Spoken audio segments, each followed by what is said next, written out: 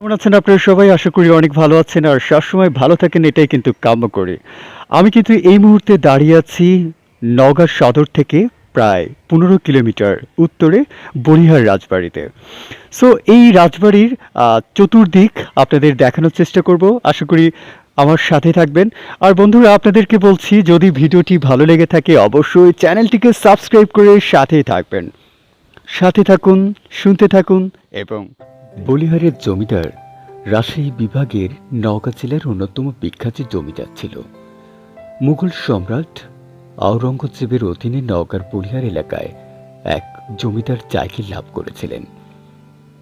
১৮২৩ সালে জমিদার রাজেন্দ্রনাথ এখানে একটি রাজেশ্বরী দেবীর মন্দির নির্মাণ করেছিলেন। তিনি মন্দিরে পিতলের তৈরি রাজেশ্বরী দেবীর একটি মূর্তি স্থাপন করেছিলেন। মূর্তিটি বলিহার সহ এই অঞ্চলে প্রসিদ্ধ ছিল। বলিহারের জমিদার পরিবার প্রতিষ্ঠা করেছিলেন নৃসিংহ চক্রবর্তী। সম্রাট আওরঙ্গজেব কর্তৃক জায়গির লাভ করে বলিহারের জমিদাররা এই এলাকায় নানা স্থাপনা করে তোলেন, যার মধ্যে বলিহার রাজবাড়ি অন্যতম। বলিহারের জমিদার বাড়ির অনেক রাজা উচ্চ শিক্ষিত ছিলেন। তার মধ্যে কৃষ্ণেন্দ্রনাথ রায় বাহাদুর রাজা বিখ্যাত লেখক ছিলেন। তার লেখা উল্লেখযোগ্য গ্রন্থগুলো হল কৃষ্ণেন্দ্র গ্রন্থাবলী প্রথম ও দ্বিতীয় খণ্ড।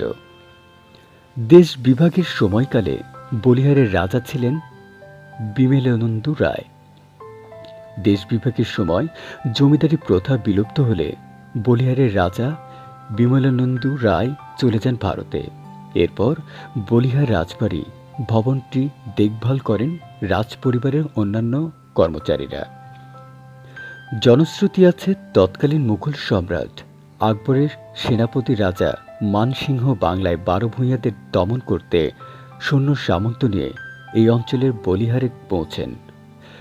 সৈন্যবাহিনীর দীর্ঘ পথ অতিক্রম করায় ক্লান্ত হয়ে পড়েছিলেন।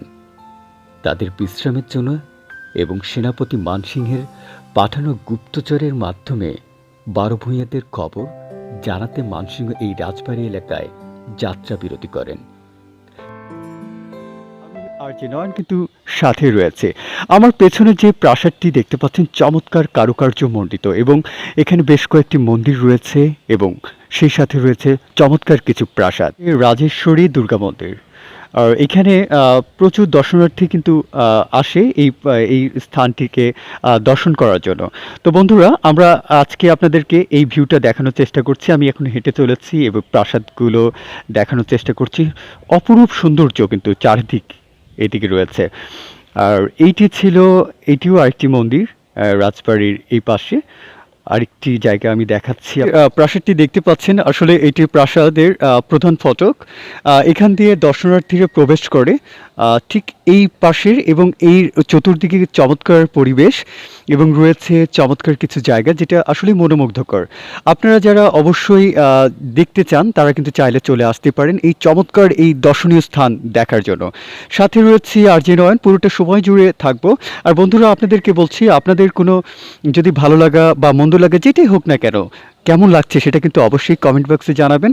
আমরা চেষ্টা করব নতুন কোনো ভিডিও, নতুন কোনো জায়গা আপনাদের সামনে রিপ্রেজেন্ট করার জন্য। আর যে নয়ন্তর সাথে আছি এবং সেই ভয়ঙ্কর যে জায়গাটি, ভয়ঙ্কর ঠিক তা নয়, গা ছমছম যে জায়গাটি, রাজবাড়ির দিকে। আমার পেছনে যে দেখতে পাচ্ছেন যে এই গেটটি কিন্তু বন্ধ থাকে। এই গেটটি আসলে খোলা হয় না, সবসময় বন্ধই থাকে। আর পেছনে যে প্রাসাদটি দেখতে পাচ্ছেন, চমৎকার প্রাসাদটি।